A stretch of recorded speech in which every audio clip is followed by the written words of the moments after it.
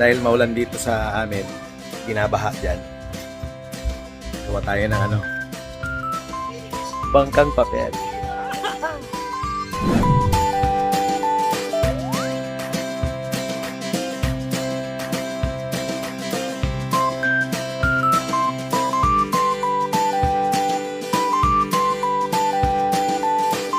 Ito na. Go. Punta na tayo dun. Wait lang.